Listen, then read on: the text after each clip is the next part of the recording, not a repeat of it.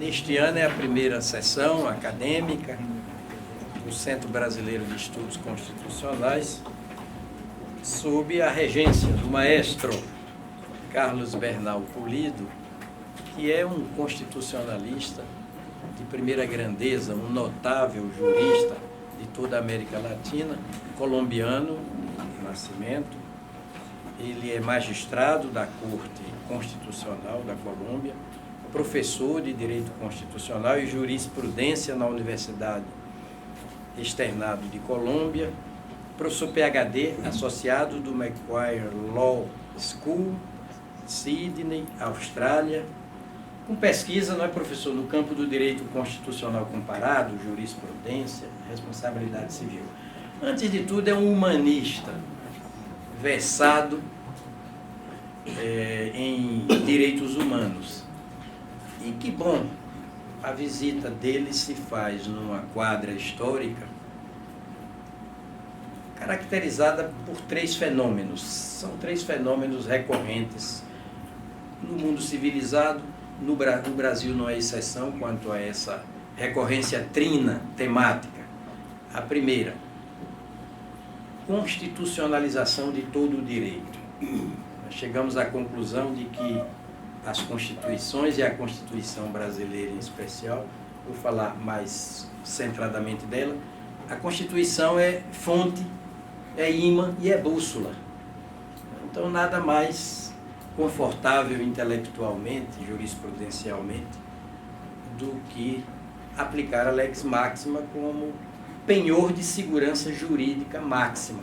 Não há segurança jurídica maior do que aplicar a lei maior, conhecer. Essa constitucionalização do direito, portanto, é um fenômeno recorrente.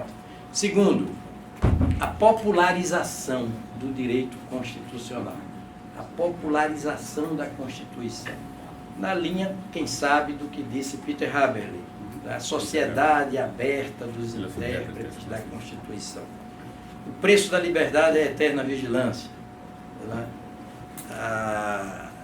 Dizia Thomas Jefferson. E nunca se viu uma cidadania tão aquecida, se me permitem a coloquialidade talvez excessiva, turbinada, obrigando o judiciário a assumir postura de proatividade interpretativa tão intensa que equivocadamente é confundida com ativismo judicial. E, finalmente, professor, o terceiro fenômeno recorrente, a internacionalização dos direitos humanos. A internacionalização dos direitos humanos, dos direitos fundamentais, que elementarizam a personalidade humana. E nessa ambiência, né, de apogeu do direito constitucional é que Vossa Excelência chega, para nos ensinar, para nos estimular. Com todo gosto, honra, nós estamos aqui para ouvi-lo. Antes, porém, da sua fala, vamos ouvir outro expoente do direito brasileiro, especialmente do direito constitucional, também cosmopolita, intelectualmente, foi da Corte Internacional de Haia, humanista, parecerista de Skoll, que é o professor Rezec, Francisco Rezec, que nos vai falar sobre o observatório, não é, professor, das cortes constitucionais, da jurisprudência internacional, e mais de perto, observatório de jurisdições constitucionais na América Latina. Eu, preambularmente, portanto, passo a palavra com toda a honra, todo o gosto para o professor Francisco Rezec, que é mestre de todos nós. Muito obrigado, ministro Brito. Eu queria, antes de mais nada, tranquilizar o ministro Bernal, porque isso não é uma fala, é uma notícia de algo que está sendo projetado e que aqui já demos início até. É um observatório de jurisdições constitucionais da América Latina. Num encontro preliminar entre alguns interessados no tema, ficou visto, eu lhes propus o seguinte: não se trata apenas de fazer um exame comparativo das jurisdições constitucionais no nosso espaço continental, mas sobretudo de confrontar isso com certas outras unidades soberanas pelo mundo afora, onde alguma coisa de original existe e poderia nos servir de algum modo, ainda que seja só para um estudo comparativo. Não vejo nada lá fora que possa servir de modelo institucional às jurisdições constitucionais dessa parte do mundo, mas enfim, nós ganharíamos muito se estudássemos também a situação daquelas democracias onde não existe uma jurisdição constitucional do modo como conhecemos essas jurisdições por aqui, e o objetivo seria saber o que fazem. Ali onde não existe a questão constitucional, porque tudo se resolve preambularmente no próprio âmbito do parlamento, com auxílio de uma corte constitucional, de um conselho constitucional, que dá desde o início à lei a etiqueta de constitucionalidade e a torna então imune a qualquer ataque posterior. Enfim, seria um estudo de direito comparado com esse espírito. Vamos nos adiantar de algum modo aos acontecimentos e ver se chegamos a algumas ideias criativas para o futuro próximo. Isso não é um estudo de arqueologia, e a projeção para o futuro é da maior importância. Eu cito aqui um luminoso pensamento que o ministro Brito traduziu outro dia neste mesmo lugar, a respeito de, enfim, a fala de um pensador que dizia: passei a vida toda procurando certas respostas e quando finalmente as encontrei, as perguntas já não eram as mesmas. E é preciso que a gente se antecipe às perguntas, enfim. Mas é isso, o observatório começa a funcionar agora e vamos ver se chegamos a alguma coisa útil. Muito obrigado. Ouviremos então a palestra do ministro Bernal. À vontade, professor. Muchas gracias. Muchas gracias. No sé si se escucha bien. Bueno, muchas gracias por la presentación, ministro Brito. Muchas gracias por esta honrosa invitación que me han hecho. Agradezco sobre todo a Lilian y a Miguel por la iniciativa. Creo que ahora sí funciona. Muchas gracias. Yo tengo un defecto físico, ético y estético. A saber, no hablo portugués. Es un defecto físico, ustedes lo notan. Es ético porque me impide participar de manera plena con esta comunidad de hablantes que buscan la verdad y lo mejor para para Brasil y para nuestro continente. Y es estético porque desde luego el portugués es la lengua más bonita del mundo. Entonces es un defecto grave, pero mi defecto es solo parcial. Primero porque puedo comprender y puedo leerlo, puedo leer el portugués, y en segundo lugar porque tengo una intérprete hoy, le doy muchas gracias, así que espero que de esta manera nos podamos comunicar. Por esa razón intentaré hablar un poco despacio para que la interpretación sea posible.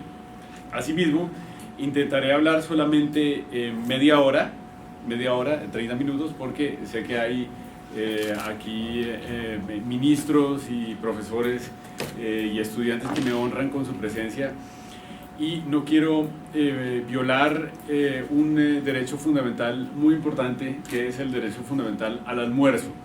Entonces intentaré que mi conferencia sea solamente de media hora.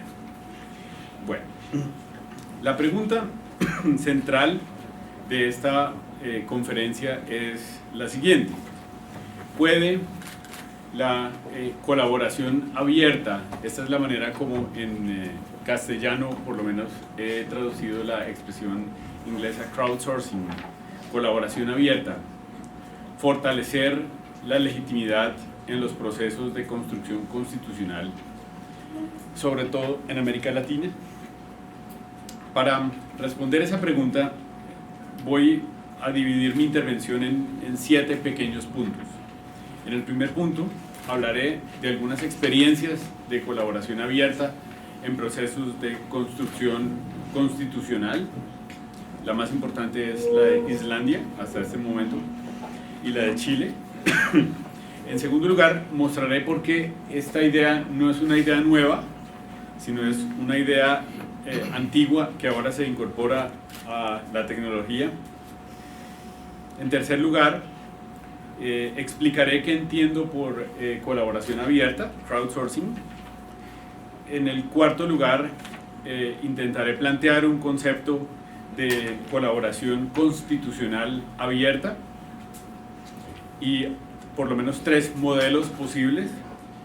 En quinto lugar, hablaré de qué entiendo por legitimidad democrática en este contexto. En el sexto punto me referiré a las oportunidades o a las ventajas que el uso de nuevas tecnologías para esto podría ofrecer. Y por último, hablaré de los problemas o los desafíos a los que nos enfrentamos, pensando siempre en América Latina. Islandia fue un país muy golpeado por la crisis financiera de 2007 y 2008.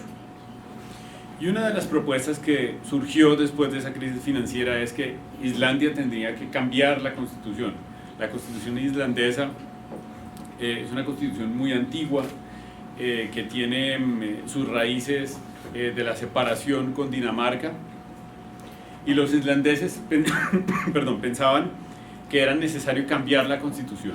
Por esa razón, después de la crisis financiera, se creó un consejo constitucional que quería cambiar la constitución. Y este consejo constitucional utilizó una idea que había sido empleada en Kenia el año anterior, es decir, en el año 2010, y en el año 2011 decidió poner en una página de Facebook el proyecto de constitución. Para sorpresa de los islandeses, recibieron 16.000 contribuciones. Por ejemplo, una de ellas muy importante, que quedó en el proyecto de constitución final, que era la idea de especificar el derecho fundamental al acceso a Internet. El derecho fundamental al acceso a Internet. Esta experiencia fue muy interesante, pero terminó muy mal. ¿Por qué terminó muy mal? Porque este Consejo Constitucional no incorporó a los políticos en el proceso de cambio constitucional.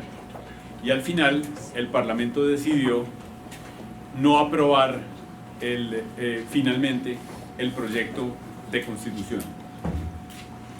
Sin embargo, en otros países como Egipto, en tiempos de la Revolución Árabe, o en Irlanda, la iniciativa islandesa permeó e hizo que en 2 proyectos de cambio constitucional, en la promulgación de la Constitución de Egipto de 2011 y en las reformas constitucionales irlandesas que se dieron lugar en el seno del Consejo Constitucional que se creó en Islandia en el 2011, se intentaron estrategias parecidas, es decir, se crearan portales de Internet o se aprovechara el portal de Facebook para que los ciudadanos enviaran opiniones acerca de los proyectos de constitución en Egipto y de los proyectos de reformas constitucionales en Irlanda. En nuestro continente, la presidenta Bachelet inició un proceso de cambio constitucional cuyo destino ahora es un tanto incierto por la elección del actual presidente en Chile. Y en ese proceso de cambio constitucional se creó una plataforma de Internet que promovió un proceso de participación abierta de todos los ciudadanos, en proceso en el cual los ciudadanos podían hacer algunas votaciones por medio de internet relacionadas con aspectos claves para el proyecto de constitución chilena. Por ejemplo, en esa página de internet los chilenos podían escoger una lista de derechos fundamentales para incluir en la constitución, podían votar por ciertas instituciones, podían decidir, por ejemplo, si ellos querían mantener la institución presidencial, si querían mantener la institución del ombudsman, del defensor del pueblo en Chile. Y esta página de internet, estas actividades online, se alternaban o se combinaban con otras actividades de participación fuera de línea, offline, como por ejemplo algunos grupos de discusión, y el proceso estaba estructurado para que los grupos de discusión también elaboraran unas actas y las actas se colgaran en la página de internet, de tal manera que al final todo este material que se llamó las bases constitucionales, fuera procesado por un equipo de expertos que iban a hacer, y de hecho lo hicieron, un informe que se sometería a la presidenta de Chile, a Bachelet, y con base en ese informe ella presentó en el Congreso un proyecto de constitución. El último experimento, que es un experimento todavía abierto, es el experimento para crear una constitución para la Ciudad de México. Es una constitución no federal, sino la constitución para la Ciudad de México, que está planteado como también un experimento de colaboración abierta para la creación de constituciones. Ustedes pueden acceder a la página de internet y ver cómo funciona ese experimento. Es decir, hasta ahora, esas son las experiencias de las cuales quisiera que me surgieron, me hicieron surgir a mí esta idea de comenzar un proyecto de investigación sobre el uso de las nuevas tecnologías para la creación de constituciones. Desde luego, y paso a mi segundo punto, estos no son los primeros experimentos de procesos democráticos o procesos que involucran a las personas en la creación de textos constitucionales. Es más, estoy en el país en donde hay uno de los experimentos más notables, que es el que llevó a la expedición de la Constitución brasilera actual.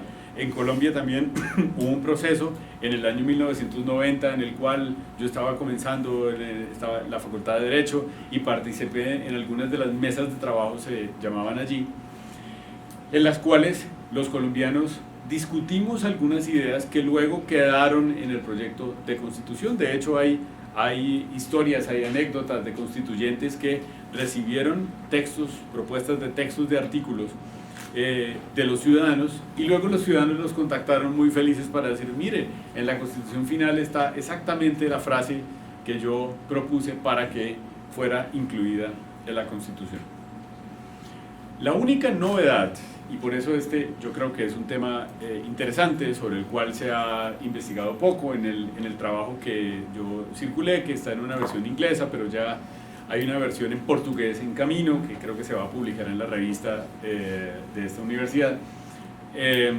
Está la literatura que se ha escrito, por lo menos en inglés, es muy poca, y por eso yo creo que es interesante investigar sobre esto. La novedad es que ahora esa participación de los ciudadanos en los procesos de creación constitucional tiene lugar en el marco de lo que Manuel Castells, el catalán que ha trabajado toda la vida en California sobre estos temas, llama la sociedad red. Una sociedad red, network society, es el concepto de Castells. Es una sociedad que está estructurada sobre la base de redes impulsadas por tecnologías de la información y comunicación basadas en la microelectrónica, es decir, en el acceso que todos podemos tener mediante teléfonos celulares o mediante computadores. Y es que en esta sociedad las dinámicas son muy distintas. No he tenido la oportunidad de ir a ningún shopping center, ningún mall aquí en Brasilia. Lo tendré que hacer para llevar regalos a mi esposa y a mis hijas. Pero en Estados Unidos o en Australia cuando uno entra ya a un centro comercial, los almacenes, las tiendas, le mandan a uno mensajes al teléfono celular y empieza una interacción entre las tiendas y el cliente por medio de la tecnología. Le dicen qué productos están en oferta, los clientes podemos decir si estamos de acuerdo con un producto o con otro, y esta manera mediante la cual los clientes expresamos las preferencias en el mercado ha cambiado la forma del mercado. De la misma manera, mediante los likes de Facebook, los políticos han orientado sus campañas electorales.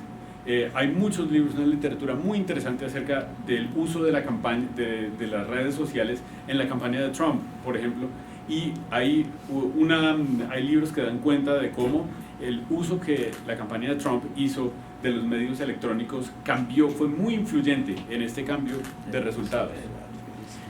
Si eso es así, los constitucionalistas no podemos olvidar el mundo actual en el que vivimos. Es decir, ya hablar, por ejemplo, del poder constituyente es arcaico, de un poder omnímodo que nadie identifica con alguien concreto. Esto ya no tiene sentido en una sociedad en la cual el poder constituyente puede expresar sus preferencias mediante un clic. Entonces, en ese sentido, nosotros no podemos olvidar el mundo en que vivimos, y tenemos que saber que esta es no una posibilidad, sino algo que ya se impuso. No se va a imponer, ya se impuso. Y tenemos que empezar a pensar acerca de las dificultades que implica esta vía, pero también de las inmensas oportunidades, sobre todo de inclusión, que bien manejadas podría traer consigo las nuevas tecnologías. En ese sentido, en el tercer punto, yo quisiera quisiera discutir brevemente qué es colaboración abierta o crowdsourcing. Esta es una estrategia que se inventó en el mercado como una forma de outsourcing, es decir, como una forma de búsqueda de recursos por fuera de las empresas. En la racionalidad empresarial es claro que muchas veces a las empresas les va mejor, es mucho más eficiente para las empresas buscar colaboración afuera de la empresa,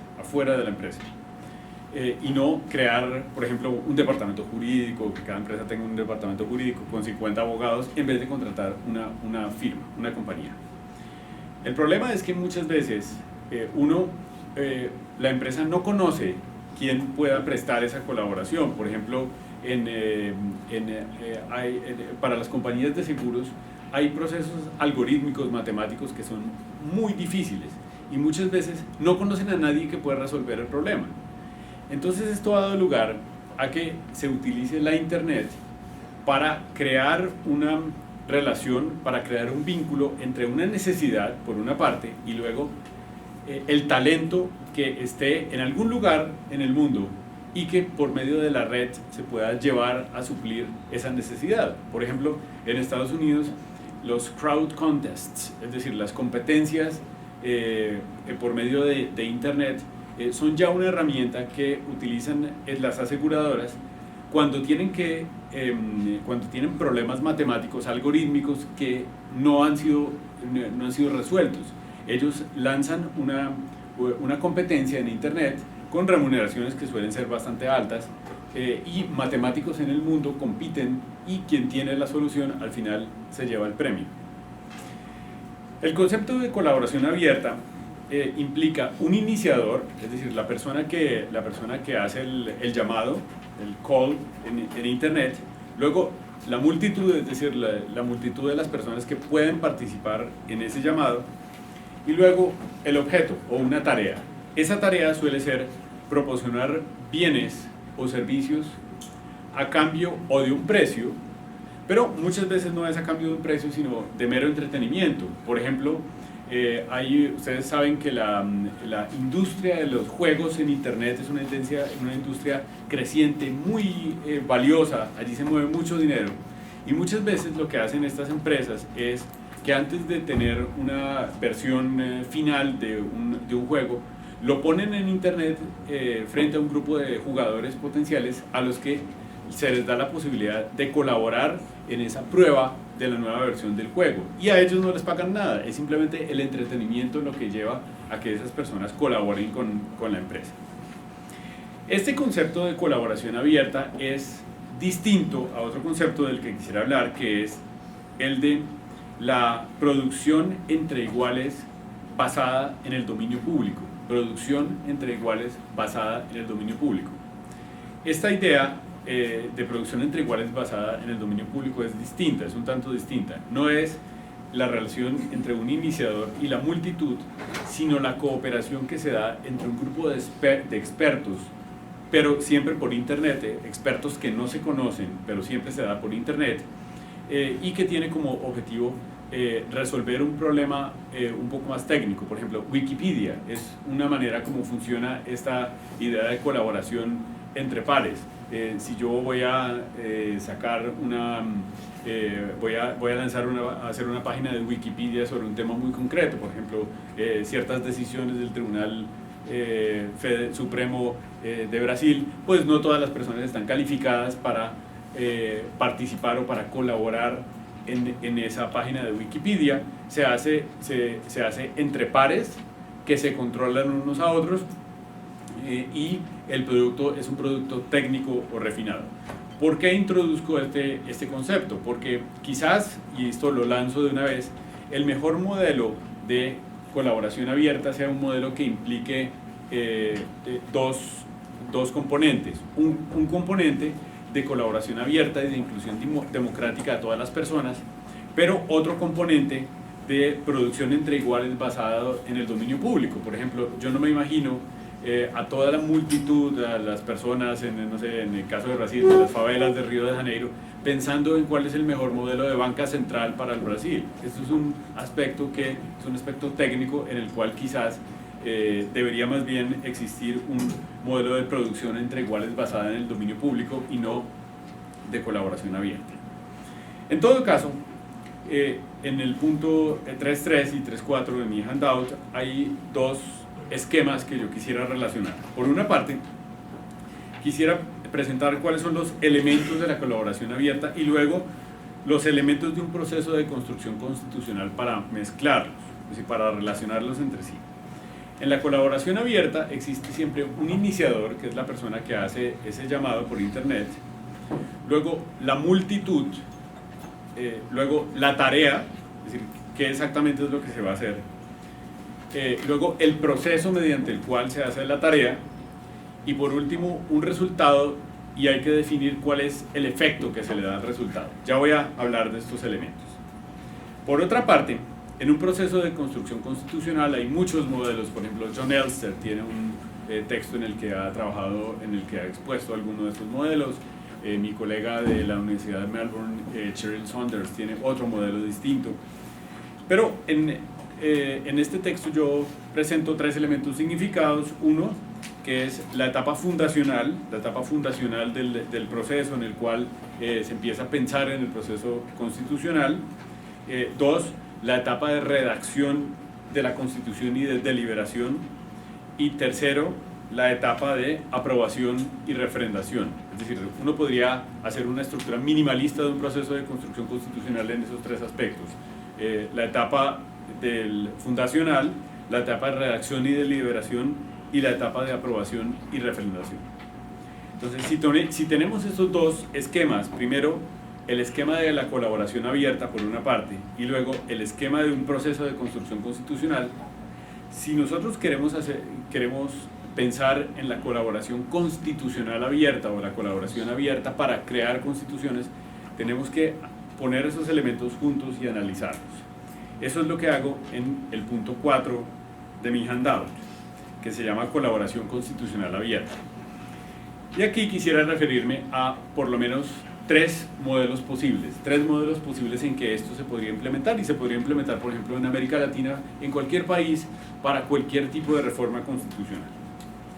Un primer modelo es, por ejemplo, el que se ejecutó en Chile, que es este modelo en el cual la colaboración abierta tiene lugar en la etapa fundacional. en la etapa fundacional. En Chile, por ejemplo, el iniciador fue una autoridad política. La presidenta Bachelet fue la que dijo, aquí vamos a hacer un proceso constitucional complejo. Es complejo porque implica un cambio de presidente en la mitad y un cambio de parlamento. Quizás es tan complejo que por eso va a morir, según vaticinan algunos. Luego se abrió esto a la multitud, pero en teoría uno podría pensar en quiénes son aquellas personas que deben participar en el proceso de colaboración abierta. Y hay varias posibilidades. Por ejemplo, en Islandia se hizo simplemente mediante una página de internet y cualquier persona en el mundo podría participar. De hecho, en Islandia fue muy curioso porque en Islandia se recibieron algunas participaciones que estaban en un islandés un poco raro. Entonces las personas del Consejo Constitucional empezaron a rastrear de dónde venían esas participaciones y resulta que venían de unas firmas norteamericanas que tenían intereses en unas tierras islandesas en donde había petróleo y querían que en la Constitución se garantizara el derecho a la inversión extranjera en esas tierras. Entonces los islandeses se dieron cuenta de que estaban utilizando alguna herramienta artificial para la traducción y detectaron quiénes eran los que participaban. Pero desde luego el punto de quién es la multitud, quiénes son los que deben participar es un punto muy complicado. ¿Por qué? Por dos razones, unas técnicas y otras políticas. La técnica es, pensemos que no queremos que ocurra esto que ocurrió en Islandia. En Chile, por ejemplo, se pedía un número de cédula, es decir, un número de identificación personal para poder participar, un número de documento de identidad. Pero desde luego eso no garantiza que quien aduce tener ese número de documento sea en realidad la persona que está participando. Por ejemplo, si en Brasil hubiera un proceso y yo conozco el número de identificación de Miguel, pues yo podría entrar y suplantar a Miguel y decir, en Brasil tiene que haber un modelo parlamentario y esto quedaría como una participación, por ejemplo, de Miguel. Hay otras tecnologías posibles. Una podría ser, por ejemplo, la autenticación con huella dactilar, pero esto es un tanto más complicado. Apple, por ejemplo, tiene unas restricciones que no permiten que exista identificación con huella dactilar que se ligue a bases de datos públicas por razones de intimidad. Entonces, esto es un asunto muy complicado que es una quizás de las mayores dificultades técnicas. Esos son los aspectos técnicos. Pero por otra parte hay aspectos políticos que tienen que decidirse. Pensemos que hoy día queremos hacer un proceso de colaboración abierta para decidir si Cataluña debe secesionarse de España. Entonces, una pregunta es, bueno, ¿y a quién le preguntamos? ¿Quién es el que tiene que participar? ¿Solo los catalanes? ¿Todos los españoles? ¿Todos los ciudadanos de la Unión Europea? ¿Los catalanes que se identifiquen como españoles también tienen derecho a participar? Es decir, definir quién es la multitud es algo muy importante. Y por otra parte, en definir quién es the crowd o la multitud, también tiene que ver con el aspecto de decir qué aspectos del proceso son técnicos y otros no técnicos, porque es claro que no tiene mucho sentido en términos de democracia deliberativa que aspectos técnicos sean abiertos a personas que no tienen los conocimientos técnicos para decidir. Por ejemplo, el asunto de cómo configurar las competencias de una banca central. Esto no sería muy apropiado abrirlo a todas las personas en un país. Luego, la tarea que se encarga a la multitud o a the crowd es siempre la expresión de preferencias. ¿Qué es lo que se hace, por ejemplo, mediante los likes en Facebook o dislike? Es la expresión de preferencias. Y luego hay muchas maneras de hacerlo. Por ejemplo, una es mediante crowd voting, es decir, mediante votaciones. Luego hay software para hacer deliberaciones, es decir, intercambio de propuestas y de argumentos y contraargumentos. Eso es también posible. Y luego, algo que por ejemplo en el proceso islandés resultó muy valioso y es la incorporación de nuevas propuestas, de nuevas ideas. una cosa muy bonita de la plataforma chilena es que permitía que las personas dijeran cosas nuevas, dijeran lo que quisieran. ¿Por qué? Pues porque estas son formas de creación de conocimiento colectivo, y cuanto más inclusivas sean, permitirán que haya mejores ideas para la Constitución. Luego hay dos problemas muy complicados. Uno es, cuando se tiene toda esa información, ¿qué hacer con toda la información? Uno, desde luego, hay que recopilarla, pero luego hay dos tareas muy complejas que son el análisis y la sistematización. El análisis y la sistematización. Y son complejas por dos razones, una técnica y otra moral. La técnica es que esto es difícil de hacer, esto no lo pueden hacer sistemas humanos. Tiene que haber una participación humana, pero la mejor manera de hacer esto es mediante sistemas de inteligencia artificial, y ya hay varios softwares que permiten hacer esto con sistemas de inteligencia artificial. Pero el problema moral aquí es que esto también puede prestarse a la manipulación, es decir, que alguien podría decir, mire, el resultado de este sistema es este, y como las instituciones que suelen organizar estos procesos son instituciones que pertenecen al gobierno, pues es muy fácil que esto pueda prestarse para que un gobierno de turno en cualquier sitio pueda manipular la información que surja de un proceso como este. Pero pensemos que no hay manipulación, que al final no hay manipulación, y que tenemos un sistema bien articulado de preferencias de los ciudadanos. La pregunta es, ¿qué efecto debe darse a esto? Y hay varias respuestas. Una respuesta podría ser, esto ya debe ser vinculante, es decir, el gobierno no puede moverse de allí, Por ejemplo, esta vinculatoriedad existe en algunos tipos de plebiscitos o de referéndums. En Australia hubo hace poco uno en relación con el matrimonio de parejas del mismo sexo, y allí se sabía que el resultado iba a ser vinculante. Lo que los políticos hicieron luego fue ratificarlo. Pero hay otras posibilidades. Por ejemplo, en Chile, este es un aspecto del proceso chileno que no me gustaba mucho a mí. En las bases del proceso constituyente decía que una vez que la presidenta recibiera el informe con el análisis y la sistematización, ella podía considerar esta información para ajustarla a la realidad chilena, y con base en ese juicio hacer su proyecto de constitución. Colegas de Chile, incluso algunos que vinieron aquí a un congreso que hicimos en Brasilia, decía, es que esto es cualquier cosa, es ajustar a la realidad chilena lo que diga la gente. Le permite un margen de discrecionalidad e incluso de arbitrariedad que era intolerante. Lo que yo sí creo es que por lo menos el resultado debe tener una vinculación prima facie, es decir, que tiene que ser vinculante, a menos que existan razones poderosas para no ajustarse a ello. Bueno, por razones del tiempo, yo quisiera simplemente presentar los otros modelos. Este es un primer modelo de colaboración, el chileno, que se hace al principio, los ciudadanos hacen unas bases, y con fundamento en esas bases luego la Asamblea Constituyente o el Consejo Constitucional o el Parlamento hacen un proyecto de constitución. Pero hay otros dos modelos posibles. Uno, que es que la Asamblea Constituyente haga un proyecto de constitución y luego lo ponga en internet para que la ciudadanía discuta acerca de ese proyecto. Ese modelo también es muy bueno porque crea un diálogo constitucional entre la Asamblea Constituyente y la gente. Dicho sea de paso, por ejemplo, esta es otra idea que en relación con el uso de tecnologías yo no descarto hacia el futuro, y que tiene que ver con las Cortes.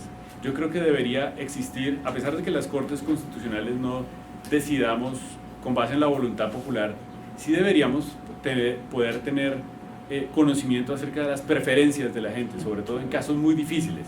Esto debería poder crearse algunos mecanismos de diálogo, de colaboración abierta entre la gente y los jueces de las Cortes constitucionales cuando tienen que decidir casos difíciles. Pues algo similar podría ocurrir, como ocurrió en Islandia o en Kenia. En Kenia también hubo esta iniciativa la Asamblea Constituyente ponía los borradores de sus deliberaciones en internet y recibía el feedback o la retroalimentación de la gente. Y el último modelo es aquel en el cual crowdsourcing, constitutional crowdsourcing, esta colaboración constitucional abierta ocurre antes de la referendación, antes del referéndum, antes de que la gente salga a las calles. En este tercer modelo, la Asamblea Constituyente ya ha terminado, ya tiene un proyecto de constitución, lo pone a disposición de la gente, luego la gente participa, la Asamblea Constituyente ajusta el proyecto y al final la gente vota sobre el proyecto ajustado. Este modelo tiene una ventaja también, y es que involucra a la gente en el proyecto final de constitución, y esto en el caso de Kenia también pasó así, eleva los umbrales de votación, hace que la gente que se desentiende usualmente de la política y de la creación constitucional pueda comprometerse con la votación del referéndum. Bueno, para terminar, yo quisiera decir, pasar rápidamente por los puntos quinto, sexto y séptimo del handout. Y es, si nosotros, es decir, la idea de que una constitución sea legítima o tenga legitimidad tiene que ver con que sea aceptable por los ciudadanos. Y esto implica, no solamente como lo ha escrito hace muchos años Jeremy Waldron, que una aceptabilidad hipotética, sino una aceptación real. Y esa aceptación real pasa por la posibilidad real de que los ciudadanos participen en los procesos de creación constitucional, procesos que pueden ser abiertos, inclusivos, racionales y en los que haya equidad, en los que las opiniones de todos cuenten de la misma manera. Desde ese punto de vista, de la posibilidad de creación de legitimidad democrática para los procesos constitucionales, el uso de las nuevas tecnologías implica algunas oportunidades, pero también unos riesgos y desafíos muy grandes. ¿Cuáles son las oportunidades? Primero, el crear un proceso abierto, es decir, abierto a todos los posibles participantes. Dos, inclusivo, sobre todo de personas tradicionalmente excluidas. Por ejemplo, algo que las nuevas tecnologías, eso lo hablaba hace un momento con Leisa, y es una ventaja de las nuevas tecnologías es que han incluido a los jóvenes en procesos y en actividades de las cuales ellos tradicionalmente habían estado excluidos. Por ejemplo, hay varios estudios en Australia que yo conozco de cómo, de cómo algunos experimentos locales de inclusión de la población mediante teléfonos celulares en decisiones locales que tienen que ver, por ejemplo, con el medio ambiente, han movido a los jóvenes que de otra manera serían apáticos a procesos democráticos. Luego, estos procesos son más transparentes, porque lo que pasa en la web está a la vista de todos. Crean igualdad en el sentido de que la opinión de todos cuenta lo mismo, por lo menos en internet, y permiten procesos pedagógicos en los cuales la población se entera de los conceptos básicos que tienen que ver con la Constitución. Por ejemplo, algo muy bonito que pasó en el proceso chileno es que allí se creó un constitucionario, es decir, un texto, yo creo que todavía está en internet, en el cual el gobierno le explicaba a la gente en términos muy simples, quizás cualquier niño de 6 años lo podría entender, qué es una constitución, qué es un derecho fundamental, qué es la dignidad humana, qué son los derechos sociales, qué es la institución presidencial, para que ellos pudieran participar en estos procesos. Ahora, los desafíos o los peligros también son muy grandes. El mayor es el siguiente, es que estos procesos sean utilizados como fachada por gobiernos autoritarios.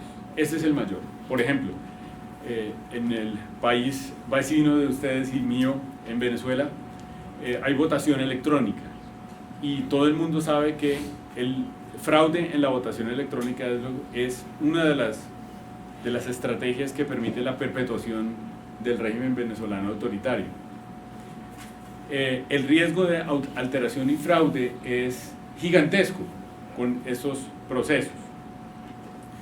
Pero desde luego este riesgo de alguna manera podría ser controlable si se cuenta con buenos sistemas que sean seguros, sistemas que sean manejados por gente, por personales que tengan, sobre el cual se pueda confiar o en el cual se pueda confiar, y sistemas de software que sean resilientes, es decir, que no sean susceptibles o que puedan defenderse de los ataques electrónicos. Esto es otro problema. El problema de seguridad electrónica es un problema muy grande, pero poco a poco se han desarrollado tecnologías que hacen que estos sistemas puedan ser resilientes a esos ataques. Por ejemplo, en el último censo que hubo en Australia hubo un ataque brutal, pero al final el sistema pudo reponerse y el resultado del censo fue muy bueno. Pero hay otros aspectos que tienen que ver, por ejemplo, con la inclusión de personas. El utilizar la tecnología es muy odioso, por ejemplo, para las personas mayores. Entonces, uno de los problemas que hubo en Islandia es cómo llegar a las personas mayores. Con esto incluimos a los jóvenes, pero a las abuelitas que tienen 95 años, ¿cómo se les llega? O a personas que viven en regiones apartadas que no tienen conectividad. Esto es otro problema de inclusión muy grande. Y uno último, y es que es una lección que se aprendió en el caso islandés, es cómo incluir a los políticos. Porque si la democracia electrónica funciona, pues el papel de los políticos se ve en peligro. El político se vuelve irrelevante. De hecho, por ejemplo, les cuento una anécdota australiana. En Australia existe un partido que se llama el Partido de Internet. El Partido de Internet. Y este Internet Party. Y este partido no tiene ideología. Es un partido de ingenieros de sistemas. ¿Y qué hacen ellos? Ellos crean una plataforma para expresar las preferencias de sus votantes. Y lo que los diputados de este partido votan frente a cada ley es lo que le digan los votantes en la plataforma. ¿Eso qué quiere decir? Que allí hay unos políticos que se vuelven irrelevantes. La ideología que tengan, la concepción de los derechos sociales, de la relación entre medio ambiente y minería, se vuelve irrelevante porque lo único que hacen es transmitir al Parlamento las preferencias de los votantes. Entonces, una pregunta es si todavía necesitamos a los políticos, y si todavía necesitamos a los políticos, ¿qué rol es el que están llamados a cumplir ellos en una democracia electrónica? En el caso de Islandia, el excluir a los políticos fue lo que hizo que el proyecto fracasara. Yo creo que los políticos tienen todavía un papel muy relevante que jugar. La pregunta que debe hacerse uno es ¿cuál? Entonces, para concluir y respetar el derecho fundamental a la picaña, al almuerzo,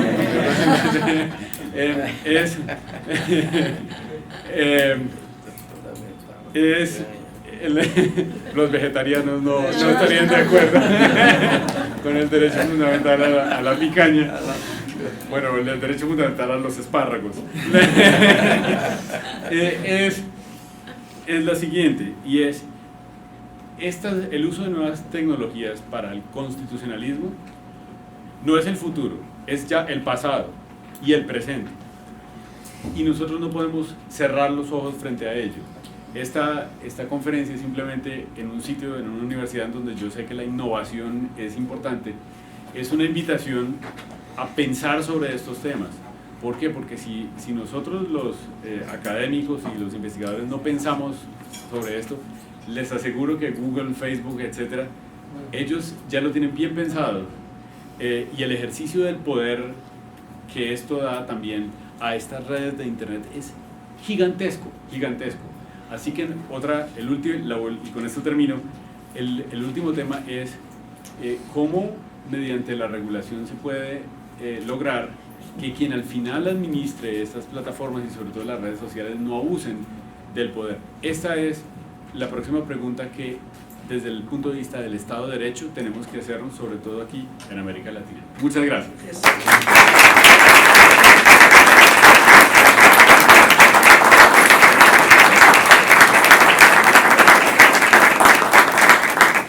Ministro, muito bem, magnífico. Muchas gracias. Vamos abrir o debate, né? Mas que instigação.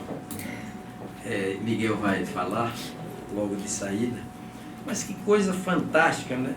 Uma Assembleia Constituinte digital. Olha, como lembrou o ministro Rezec, passei a vida inteira procurando por certas respostas.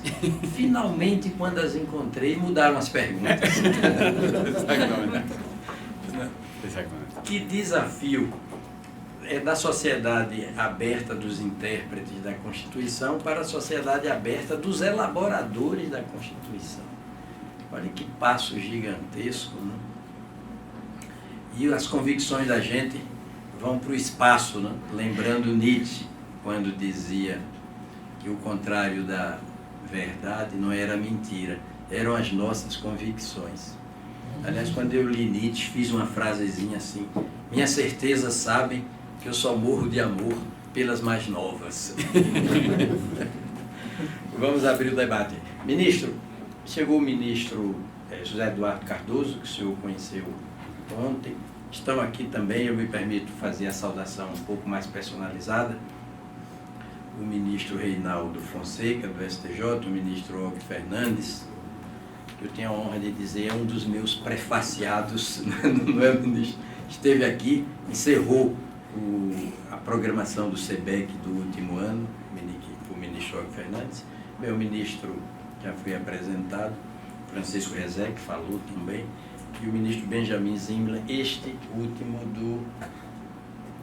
do Tribunal de Contas da União. Também já fizemos a apresentação pessoal, Vossa Excelência. Vamos abrir os debates, né, começando pelo professor Miguel Godoy. Mestre, tem duas perguntas bem objetivas. A primeira é: como não reduzir ou extinguir esse importante mecanismo que é a colaboração aberta, de sobremaneira o processo deliberativo que ele enseja, a mero sim ou não? Ou como não reduzir a colaboração aberta a uma mera escolha plebiscitária, né? A cliques, a preferências que deixam ou ocultam, deixam de lado a importância de um processo aberto, que é a troca de argumentos ou a superação das propostas e preferências que são apresentadas. Esse é o ponto 1. E o ponto 2, a pergunta 2, tem a ver com a colocação final que o senhor fez, o ponto 3.3 do seu paper, que é como pensar a utilização dessa colaboração aberta, das crowdsourcings, de forma que elas não sejam capturadas pelas plataformas sobre as quais elas se realizam. Sejam elas privadas, como a do Facebook, que foi importante para o processo constituinte da Islândia, ou plataformas públicas, que é a que o México, a cidade do México, utiliza hoje. É só por regulação? Então é o órgão regulatório que vai definir se o código-fonte da plataforma é aberto ou é fechado? Gostaria de ouvir o senhor, se for possível, sobre esses dois pontos. Muchas gracias, Miguel. Estas preguntas son heavy metal. No son bossa nova, son heavy metal.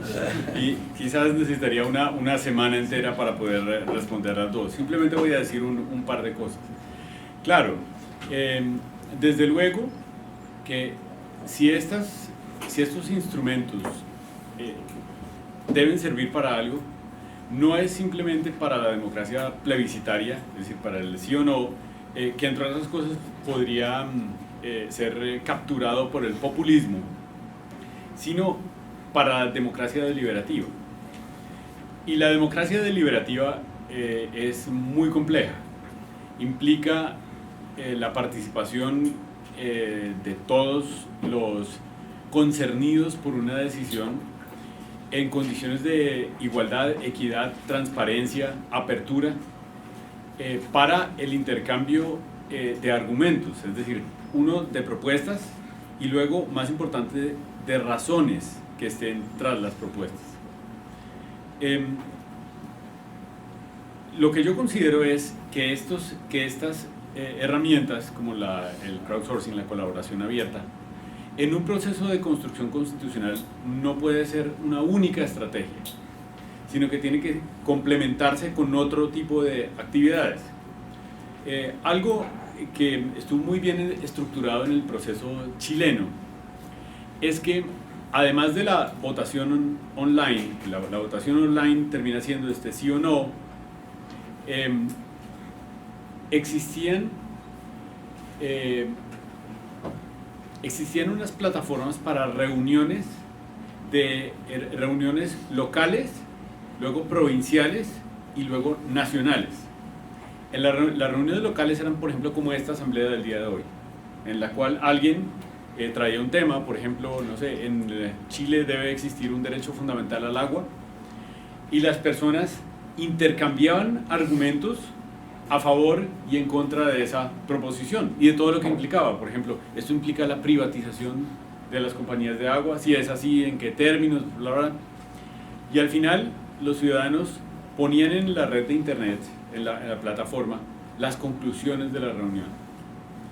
Entonces, mi respuesta sería, y es que esta posibilidad vale no solamente por lo que aparezca al final en la plataforma de internet, sino porque es un catalizador de la deliberación. Las plataformas de internet en ese sentido cumplen un papel como catalizadores de la deliberación. Por ejemplo, a mí me ha pasado muchas veces que mi esposa o mis hijas hablan conmigo sobre algo que aparece en Facebook y mi esposa me dice, ¿debemos ponerle like o no? Y nosotros, después de hablar, llegamos a una decisión. Lo importante al final no es el like, lo importante es la deliberación que se da allí. Esa sería mi respuesta para la primera pregunta. La segunda pregunta es la pregunta del millón, y es el objeto de todos estos libros acerca de la e-democracy, sobre todo de la e-democracy en las campañas electorales. Y es, desde luego, que el poder político, no poder solamente económico, que desde luego ya lo tienen, sino el poder político que las plataformas como Facebook o Google tienen es inmenso, inmenso. Y las posibilidades de abuso son todas. Es conocida, por ejemplo, la multa millonaria que la Comisión Europea le impuso a Google por competencia desleal y por el intento de monopolizar este sector de la economía. Si así es en materia económica, pues así también es en materia política. Y lo mismo pasa, yo ya ponía sobre la mesa los problemas ligados a la existencia de plataformas públicas. Si son plataformas públicas, generalmente dependen del Ejecutivo, y el Ejecutivo siempre tiene un interés partidista o un interés de reflejo de ciertos intereses de clase en cualquiera de estos procesos. Pero, de nuevo, este es un campo ignoto, es un campo sobre el cual no existe información. Mi invitación es a que a que investiguemos sobre este punto, y desde luego una de las preguntas es cómo crear mecanismos regulatorios. No solamente cuáles deben ser las reglas, sino sobre todo cómo, mediante instituciones independientes, instituciones de ciudadanos, instituciones mixtas, podamos crear un watchdog, es decir, una institución o varias instituciones que supervisen estos procesos, que pongan reglas claras y que quizás permitan también que una combinación entre plataformas privadas y públicas supervisadas por varias agencias y por grupos de ciudadanos permitan aprovechar las ventajas de estos procesos sin caer en los peligros que ellos suponen. Esa sería mi respuesta para la segunda pregunta. Bem, se inscreveu para o debate a doutora Patrícia Perrone, professora muito querida aqui do UNICEU. Professor, com prazer ouvir o senhor. Esse tema é um tema muito importante, sobretudo no momento em que a gente está passando por um certo desgaste da nossa democracia, um certo desgaste da nossa percepção da representatividade no Brasil. Primeira pergunta que eu tenho para o senhor o senhor falou na utilização desses mecanismos nas próprias cortes constitucionais. A gente tem, por exemplo, no Supremo Tribunal Federal as audiências públicas, dentro do processo de controle de constitucionalidade, e não seria impensável uma audiência pública virtual. Mas como fazer para que as cortes constitucionais não sejam elas próprias capturadas pela opinião pública ou por um certo populismo constitucional, quando elas têm um papel que é contramajoritário? Essa seria a minha primeira pergunta. A minha segunda pergunta diz respeito à utilização desses mesmos mecanismos para tratar da deliberação sobre políticas públicas e direitos sociais. A gente tem aqui um grande dilema, que eu acho que é um dilema relativamente comum à América Latina como um todo, que é, nós temos necessidade do judiciário presente para efetivamente promover a concretização dos direitos sociais, porque as instâncias majoritárias não dão conta suficientemente dessa promoção, mas, ao mesmo tempo, o judiciário é um mecanismo de desorganização da implementação dos direitos sociais. Será que a gente poderia usar esses mesmos mecanismos para engajar a população na decisão sobre como alocar recursos que são escassos, nas escolhas em matéria de políticas públicas, quer dizer, na impossibilidade de se atender a tudo? A gente poderia se valer desses mecanismos para engajar a população nessas decisões? Muchas gracias. Muchas gracias, Patricia, por esas preguntas. Yo ya me estoy empezando a poner nervioso porque veo que las preguntas cada vez son más difíciles. Quisiera comenzar por la segunda pregunta, y es lo siguiente. Desde luego, la aplicación de los derechos sociales y la adjudicación de estos derechos, la interpretación y aplicación por parte de los jueces es un asunto muy complicado, muy complicado porque implica el evaluar políticas públicas. Por esta razón, las estrategias que se han empleado en el mundo son diversas. Hay controles muy poco intensivos, como por ejemplo el control que durante los primeros años ejerció la Corte Constitucional Sudafricana, que empleó una estrategia de reasonableness, es decir, de razonabilidad, según la cual, dicho de una manera simplificada, si una política pública era razonable, la Corte no tenía que intervenir.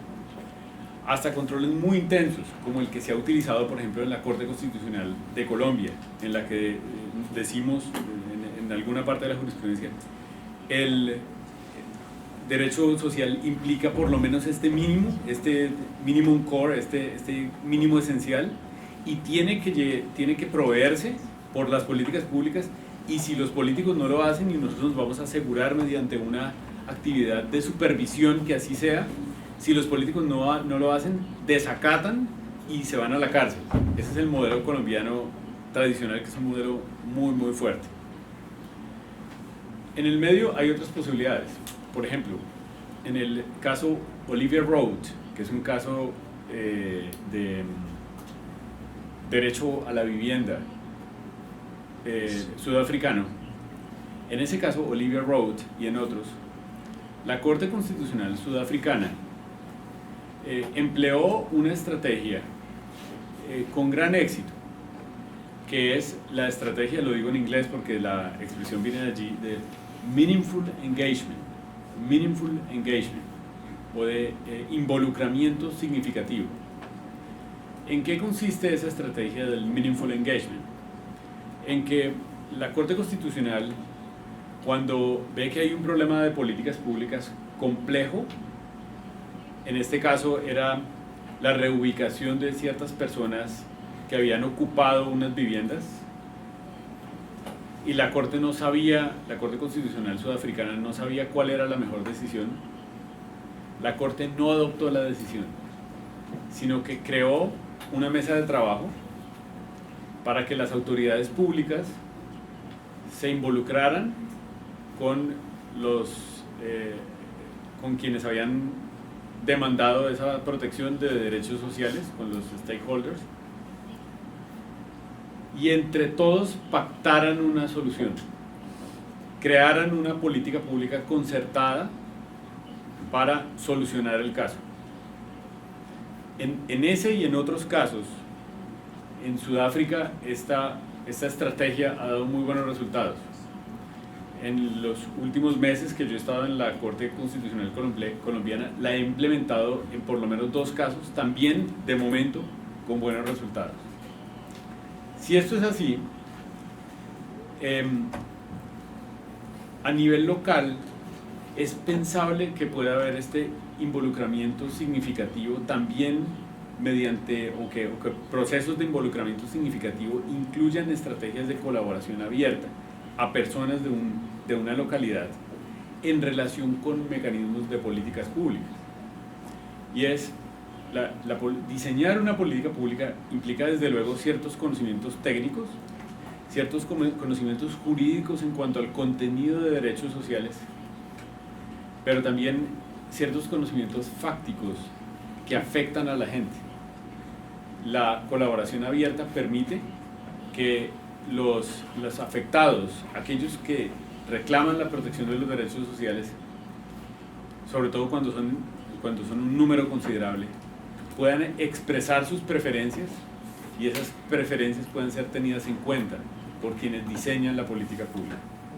Por eso yo también pienso que este es un campo fértil para la colaboración abierta. No en materia de derechos sociales, porque allí no están reconocidos de esta manera, pero en Nueva Zelanda, por ejemplo, hay algunas experiencias de regulación ambiental de aguas en los cuales se han implementado estrategias de colaboración abierta con muy buenos resultados. Claro, hay que decir, la sociedad neozelandesa es distinta, allí es una sociedad muy conectada, muy alfabetizada, y allí no hay problemas graves de pobreza. En ese microcosmos ha funcionado muy bien. La pregunta es si en unas circunstancias o sociedades distintas podría funcionar bien. Y ahora voy a la primera pregunta de Patricia, y es la posible utilización. Yo sobre eso no he escrito, pero pienso que es un tema muy interesante, de mecanismos de colaboración abierta para que los ciudadanos expresen sus preferencias en relación con casos de los cuales se ocupe una Corte Constitucional.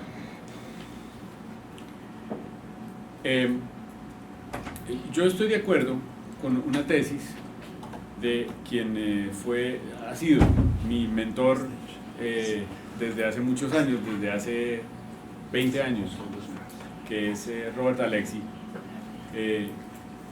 Tesis que es la siguiente: las Cortes Constitucionales en el constitucionalismo, en una democracia constitucional, cumplen un papel de representación argumentativa. La tesis de que las Cortes Constitucionales sean contramayoritarias es una idea que está puesta en discusión, Hay quienes defienden esa idea, otros están en contra de esa idea. Por ejemplo, Teilhard, que fue un estupendo teórico del constitucional norteamericano, decía que las Cortes Constitucionales no son una institución contramayoritaria, y que la manera de garantizar que las Cortes llegaran a decisiones plausibles era pidiendo la unanimidad de los votos en todas las decisiones. Eso es una tesis de Teilhard. Que esa era la única manera en que una Corte como la Corte Suprema podría hacerse compatible con la democracia representativa. Es decir, esta es una tesis, la tesis contramayoritaria. Lo que sí es cierto es, en este sentido yo estoy más alineado sobre la tesis contramayoritaria, no me quisiera pronunciarme desde la tesis de Alexy, según la cual las Cortes Constitucionales ejercen una representación argumentativa. ¿En qué consiste esa tesis? En que en la democracia la última decisión es aquella que aglutina la mayor cantidad de votos. En la democracia representativa o la democracia directa, participativa, al final lo que cuenta es quién tiene más votos. Mientras que al interior de una Corte Constitucional, la pregunta es, ¿cuál es el mejor argumento? ¿Cuál es el mejor argumento? Es más, pueda que en una decisión, por ejemplo, del Tribunal Supremo de Brasil, haya 6 votos que se impongan frente a 5, pero que adopten una decisión equivocada. que en el futuro pueda ser reevaluada por otra mayoría que cambie la jurisprudencia. La pregunta no es cuántos votos, sino cuál es el mejor argumento. Ahora, frente a cuál es el mejor argumento, desde luego que hay dos posibilidades. Una posibilidad cerrada frente al número de personas que puedan discutir, y otra posibilidad abierta. La cerrada es solamente los jueces, hombres muy sabios, los más sabios de un país, que son la imagen del juez Hércules de Dworkin. O la opinión contraria, y es, pues todos los hablantes podemos opinar de ese tema y todos los hablantes estamos en capacidad de tener el mejor argumento. Si eso es así, nada precluye, desde luego, el uso de audiencias públicas, que en Colombia las usamos mucho. El año pasado, en el 2016, en 3 o 4 casos en el Tribunal Constitucional Federal Alemán, por ejemplo, un caso yo recuerdo muy importante frente a asuntos de un transporte de residuos atómicos. La audiencia pública fue capital para la decisión final del Tribunal Federal Constitucional Alemán. Las audiencias públicas son muy importantes para ofrecer esa fuente de cuál es el mejor argumento. Pero yo pensaría que quizás la colaboración abierta también podría ser una fuente de inspiración para la búsqueda de los mejores argumentos. Y a esto quisiera sumar otro asunto, otro argumento, y con esto termino, de Jeremy Waldron. En Law and Disagreement, en Derecho y Desacuerdos, Jeremy Waldron sostiene, cosa que es cierta, que muchas veces los casos que están bajo estudio en una Corte Suprema o en una Corte Constitucional son casos sobre los cuales existen desacuerdos razonables. Desacuerdos razonables. Es decir, casos en los cuales dos personas muy inteligentes, muy bien formadas, tienen muy buenos argumentos, pero están en desacuerdo. Sobre esos casos, que hay muchos, en la Corte Constitucional de Colombia yo ya he tenido muchos de esos casos en los cuales yo tengo 20 abogados que trabajan para mí. Yo reúno a mis 20 abogados y ellos no se pueden poner de acuerdo. Al final estoy tentado en sacar una moneda y decir cuál es, cómo votar. No lo hago, sino que tengo que examinar muy bien la circunstancia. Pero casos frente a los cuales existen desacuerdos razonables. En esos casos de desacuerdos razonables, yo creo que las Cortes podrían ser más deferentes a las preferencias del pueblo. Y una manera en que esas preferencias pueden ser conocidas por las Cortes es mediante mecanismos de colaboración abierta. Esa sería mi respuesta para Obrigada. Ministro, chegou, para a honra de todos nós, alegria, o ministro Luiz Inácio Adams. Ele foi o chefe, dirigente máximo da AGU por muitos anos, da Advocacia Geral da União, e é membro efetivo aqui do CBEC, do Centro Brasileiro de Estudos Constitucionais. O ministro Eduardo quer falar, mas apenas só para não deixar passar essa oportunidade. Quando a doutora Patrícia Perrone falou do judiciário, parece que ela quis dizer que estamos experimentando uma quadra histórica de desconforto pela percepção de que o judiciário passou a ser parte do problema. Foi essa a minha intenção. Não foi não? Então, muito bem. Estava falando apenas de representação, mas... É que no Brasil a Constituição faz um corte entre órgãos públicos encarregados do governo e órgãos públicos que não governam, mas impedem o desgoverno. E quem impede o desgoverno não pode entrar em desgoverno, não pode ser parte do problema. Né? E quando sobrevém pelo menos essa impressão, é um desconforto psicológico muito grande. Né?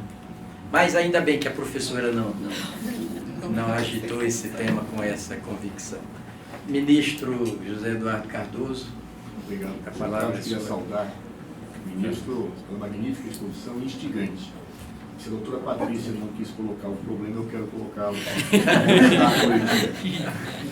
Tá vendo? Na verdade, eu estou absolutamente convencido, cada dia mais, inclusive ouvindo, que talvez um dos grandes desafios que nós temos para o próximo período é justamente a discussão sobre a legitimidade. É uma questão que será central até o final do século XX. E esse meu convencimento parte da ideia de que se, durante o período do Estado que antecedeu o Estado de Direito, a ideia do poder divino dava legitimação ao exercício do poder político, a ideia da soberania popular é que passa a dar legitimação desde o século XVIII ao modelo de Estado que nasce na Europa. Só que essa soberania popular, ela se funda basicamente na ideia da democracia representativa, e ela está em crise. Enquanto instituição, ela está em crise. Quanto mais informada estiver uma sociedade em tempo real dos processos decisórios, maior sempre será a distância entre aquele que decide e aquele que delegou ao representado o processo decisório. Isso é inevitável. Hoje, em todo o mundo, quando se percorre as ruas, se alguém fizer uma pergunta, o que acha dos seus políticos, a resposta, quando bem educada, será dura. Então, portanto, eu estou absolutamente convencido que a democracia representativa está em xeque. E o que aponta o senhor nesse momento é exatamente vai na linha do meu convencimento, ou seja, o próprio processo legislativo ele vai ter que ser aberto por mecanismos inovadores, né, de tecnologia, à participação ampla da sociedade. Até porque, na medida em que o poder legislativo não dá respostas, e o próprio princípio da legalidade ele não consegue atender a dinâmica de um novo tempo, porque a lei demora a ser discutida, outros poderes invadem a esfera legislativa. E aí vem o mal-estar, onde o poder judiciário, muitas vezes, através de uma postura ativista bem intencionada, coloca em xeque a dimensão da legitimidade para se decidir algo em que o juiz extrai da Constituição, mas que a sociedade não sei se extrairia. Ou seja, há posturas vanguardistas saudáveis, mas que geram uma dimensão de segundo grau gravíssima em relação a quem otorgou o poder para que assim fosse decidido. A ideia da representação argumentativa de Alexis, ela é fascinante, porém ela esbarra também na ideia da não neutralidade da racionalidade, ou seja, não existe neutralidade no ato de pensar. E há um momento em que a argumentação ela cede espaço à razão, porque a razão não demonstra mais, e a valoração entra em campo. E aí a opção é política e ideológica por parte daquele que decide. Aliás, é o que justifica a existência da discricionalidade no próprio mundo administrativo. E ela há no mundo judicial também, onde aquele que decide, não neutro, entende que o argumento que defende e que decide é o melhor do que o outro que se contrapõe ao dele. Ou seja, os juízes não são seres que transcendem ao bem ou ao mal, são seres humanos falíveis e, como tal, não são neutros. E há um campo cinzento em que aí se perguntará, mas quem lhe deu poder para fazer essa opção? Esta questão é delicada. E aí surge a ideia, que me parece fascinante, de cada vez mais se consultar, através dos métodos tecnológicos, inclusive em processos judiciais, a vontade efetiva da comunidade.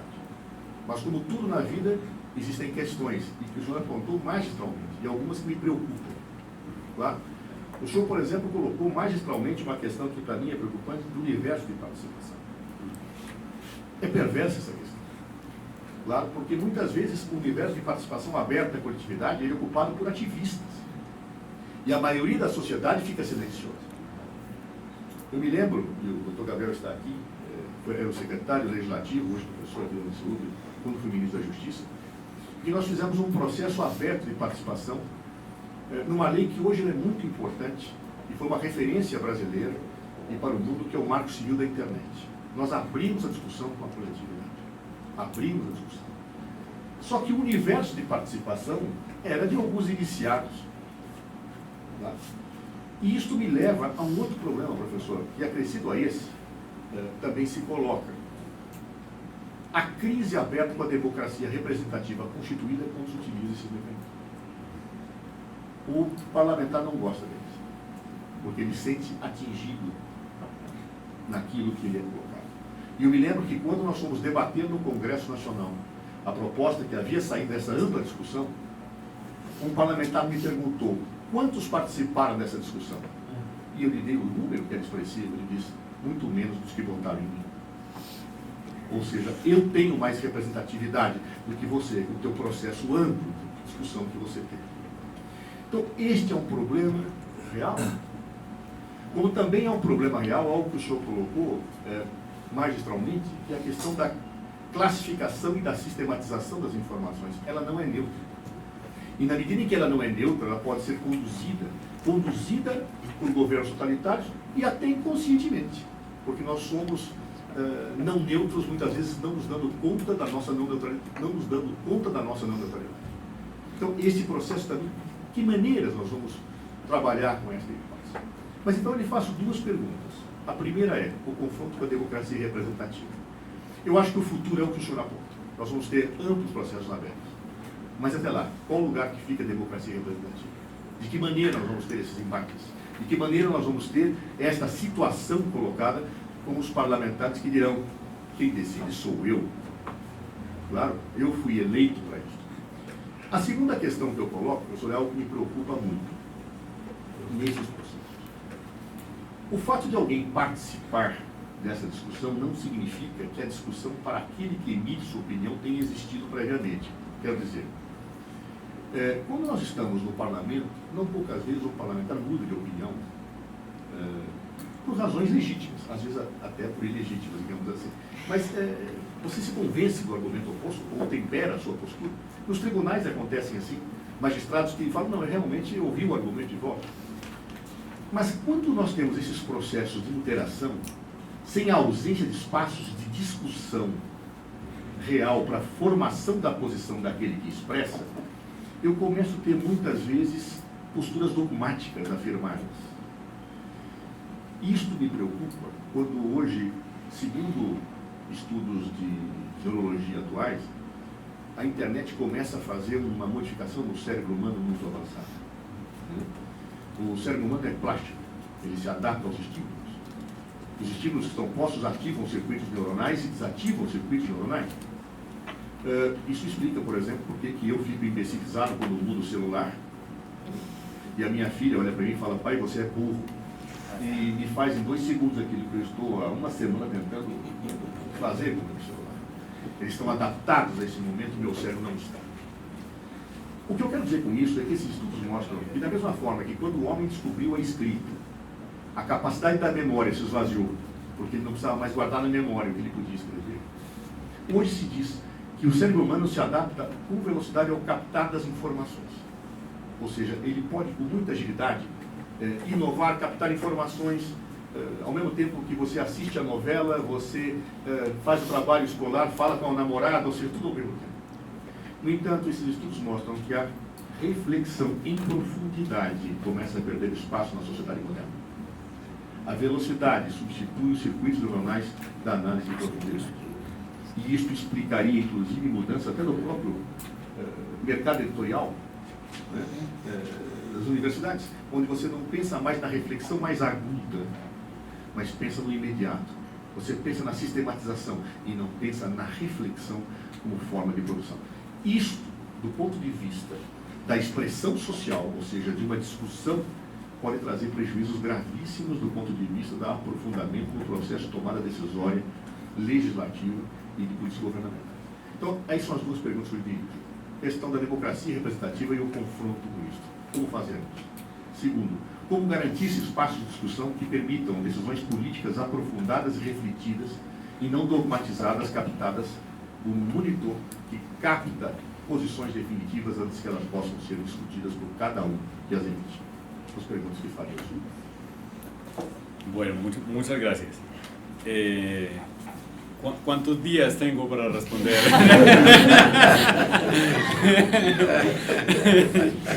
Yo creo que Eduardo ha hecho un repaso de todos los problemas graves que tiene, todos los peligros graves que genera estas posibilidades. Yo quisiera, frente a las dos preguntas y los demás comentarios, hacer 7 observaciones muy puntuales para no irnos más en el almuerzo. Uno, sobre legitimidad. Desde luego, es decir, Rousseau decía que el ejercicio de la autonomía implica que yo sea capaz de obedecer las leyes que yo mismo creo. Esa idea es la base de la legitimidad democrática de las leyes y de las constituciones. La idea de utilizar la colaboración abierta en estos procesos es la siguiente: si yo hago legítimo un proceso porque permito la participación de aquellas personas que están concernidas por el documento final, por la Constitución o por la ley, esto no garantiza la legitimidad del contenido, no lo garantiza, pero sí existe una correlación entre lo uno y lo otro. Si yo puedo participar en un proceso de toma de decisión que me afecta, es muy posible que la decisión al final no me afecte, es decir, no vaya en mi contra. Y en ese sentido, el uso de estos mecanismos de colaboración abierta y podrían incrementar la legitimidad. Luego, el segundo punto es, desde luego que estos procesos tienen que tener límites muy claros. Por ejemplo, en el año pasado yo escribí un trabajo sobre constituciones sin constitucionalismo. Constituciones sin constitucionalismo. Es decir, la existencia de constituciones autoritarias y liberales, o sea, no liberales, illiberal constitutions, que eran el resultado de procesos constituyentes y que tenían la forma de una constitución, pero que no tienen el constitucionalismo metido. Además, constituciones de países desarrollados, por ejemplo, Singapur es uno de esos países en los cuales existe la forma, pero al final la sustancia no se garantiza. En este mismo punto yo coincido perfectamente con Eduardo. Si no hay unas restricciones y unos controles muy claros, estos son procesos aparentemente democráticos que pueden volverse destructivos de la propia democracia. Tercer punto. Esto es así porque también estos procesos pueden insuflar, pueden inflamar el populismo, y populismo electoral o político y también judicial, cualquiera de los dos. El problema del populismo es que el populista define, uno, quién es el pueblo, es decir, quién es aquel que el populista representa, y además es que el problema del populismo es que el populismo es excluyente de otros representantes. Si yo soy populista, yo digo, mire, es que yo soy el verdadero representante del pueblo, y yo digo quién es el pueblo. El populista define esas dos cosas, define quién es el pueblo y luego se define a sí mismo como el único representante del pueblo. Estos procesos de colaboración abierta pues son muy manipulables por parte de los populistas. Si yo digo, mire, el pueblo participó, ¿cierto? Y yo soy el que represento al pueblo, ergo, nadie más. Ese es el problema. Y esto lo puede hacer tanto un juez como un candidato a la presidencia o un presidente. Por eso es muy importante el cuarto punto, el problema de la definición del universo de los participantes. Y claro, lo que dice Eduardo es muy cierto, y es, no todos, así hagamos un llamado a la multitud para que participen, no todos participan por igual, sobre todo participan aquellos que tienen más interés, y los activistas en cierto punto pueden manipular también estos procesos. Pero también, por ejemplo, Castells tiene un libro que está citado aquí sobre ese tema. El libro de Castells está citado aquí en mi trabajo sobre lo importantes que han sido ciertos movimientos activistas por medio de Internet para ciertos cambios constitucionales. Así que ese activismo puede manipular, pero el activismo también es una estrategia democrática muy, muy buena, que en ciertos procesos ha llevado a resultados y a cambios sociales que no se pueden menospreciar. Es decir, allí hay que poner ciertos límites para que no pueda ser secuestrado por los activistas, pero por otra parte, un buen activismo bien encauzado puede facilitar la redemocratización de una sociedad. Ahora, quinto punto, claro, ¿qué hacer con la democracia representativa y qué hacer con los políticos? Las agencias de viaje, yo no sé si todavía hay en Brasil, pero en la mayoría del mundo se acabaron. ¿Y por qué se acabaron? Porque su trabajo se volvió superfluo. Ellos eran intermediarios. Si yo hoy quiero comprar boleto para ir para viajar por la TAM, pues entonces voy a la página web y lo compro. Ya no necesito un intermediario. El problema es en este punto, en este mundo, ¿cuál es el papel de los políticos? La tesis que yo defiendo es que los políticos, la democracia representativa es indispensable, es necesaria, no puede ser reemplazada. ¿Por qué no puede ser reemplazada? Por muchas razones. Uno, el punto de la profundidad, es decir, solamente en un debate parlamentario largo en el que se tomen en consideraciones todos los aspectos ideológicos, fácticos, normativos, puede estructurarse un argumento muy bueno para crear una ley o una constitución. Otra parte. Otro asunto, la división del trabajo social, es decir, no todo el mundo tiene tiempo para estar todo el tiempo en el teléfono tomando decisiones públicas, necesitamos a los políticos para que se ocupen de esto. Pero, ¿cuál es el papel que pueden cumplir estos procesos de colaboración abierta? Primero, transparencia, y luego, mostrar cuáles son las preferencias reales de la gente para efectos de responsabilidad política, de political accountability. La pregunta no es ahora que los políticos desaparezcan y la gente gobierne por internet, primer mundo. Tampoco es que lo que la gente diga por internet sea lo que al final se haga, porque muy bien Eduardo dijo, muchas veces uno cambia de postura ante un mejor argumento. A mí me pasa en la corte, vienen colegas que tienen un argumento que yo no había considerado, yo tengo la capacidad de cambiar de postura. Por eso lo que yo pienso es, y ese es mi sexto punto, y es que el resultado de estos procesos debe ser vinculante, pero solo prima facie, es decir, que cuando hay mejores razones, incluso las preferencias ciudadanas pueden ser descartadas. Por ejemplo, uno de los problemas de los lugares en los que hay constituciones sin constitucionalismo es que la gente permite que mediante la democracia se destruya la democracia. Ese peligro es grande mediante el uso de estas tecnologías, por eso tiene que haber ese límites claro.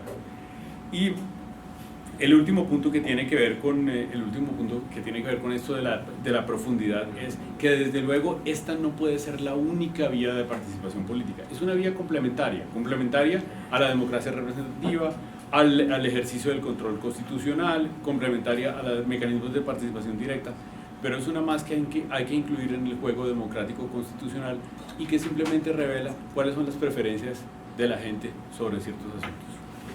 Bem, acho que podemos concluir, né, pelo adiantado. Professor, eu faria uma pergunta definitiva. Também muito rapidamente por causa do adiantado da hora.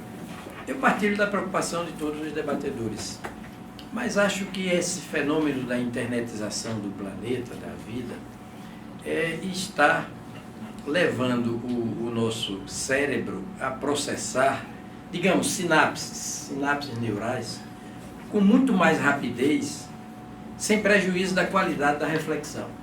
Ou seja, a reflexão tem que ser mais aligerada, né? Pela pletora, pela multitudinariedade das informações e velocidade das informações. Mas o nosso cérebro é maravilhoso. Ele está aprendendo a refletir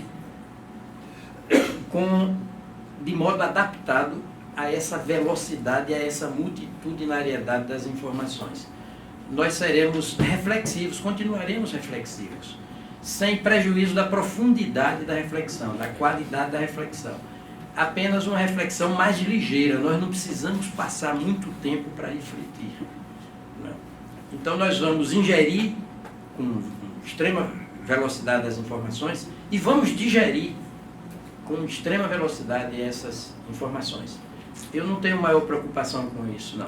E no campo do direito, as nossas sinapses neuronormativas serão também muito mais rápidas, sem prejuízo da segurança técnica, da qualidade técnica da resposta. Então, eu sou um otimista. E teremos, sim, que enveredar pela democracia digital. Vamos conceber e praticar e tonificar a democracia digital para o bem de todos nós. Essa internetização do planeta vai nos repaginar qualitativamente e nós vamos ver na internet, vamos abrir janelas de inteligência, janelas de oportunidade, mais e mais. para projetar versões melhoradas de nós mesmos e de toda a sociedade. Eu vejo tudo com extremo otimismo.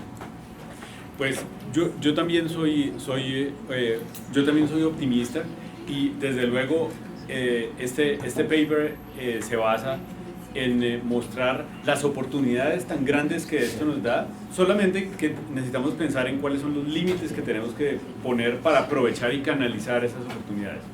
Pero más allá de eso, es decir, uno puede hacer un paralelo, por ejemplo, con lo que nos pasa como profesores de derecho. Cuando yo hice 2 doctorados, uno en Derecho y uno en Filosofía. Cuando hice el doctorado en Derecho, mi director de tesis en España me dijo: aprenda alemán, escribe 800 páginas y vuelva en 5 años. Yo le hice caso, escribí 900, aprendí alemán, me fui con Alexi y volví con tal.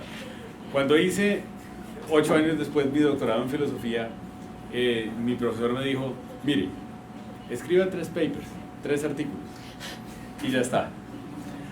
Hoy día quizás, no sé, un buen post en un journal tiene mucho más efecto que un libro de 1500 páginas. ¿Qué es mejor? Son distintos. Es decir, uno no puede decir que el libro de 1500 páginas es mejor. Se o senhor permite, pouco, Sim. já estou levando a coisa para a heterodoxia. Olha, eu faço poesia. Eu não manuscrevo as minhas poesias mais, eu vou direto para aqui. E acho que, modéstia à parte, eu acho que eu não perco em nada. Embora, por vezes, o corretor aborreça a gente. Eu fui escrever outro dia. Escrevi 5 vezes a palavra Alzheimer e o corretor só botava Alzirinha. Mas são percalços, né? A gente vai se adaptando, se adaptando. Então eu acho que é isso mesmo, nós vamos... Pero hay una cosa y con esto quisiera finalizar, y es, los dos somos optimistas, pero el asunto con estas nuevas tecnologías de Internet es análogo a lo siguiente. Puede que estemos los dos afuera, mirar el cielo y ver que viene una nube y decir, nosotros, por ejemplo, pensemos que ha habido una gran sequía. Entonces uno podría tener una persona pesimista que dice no va a llover ni hoy ni el próximo mes. Nosotros podemos ser optimistas y decir, qué bien, hoy por fin va a llover. Pero en este momento, frente a las nuevas tecnologías, no se trata ni de optimismos ni de pesimismos, es que ya está lloviendo torrencialmente, es que estamos bajo la lluvia y tenemos que ver es qué hacemos con la lluvia. Muchas gracias.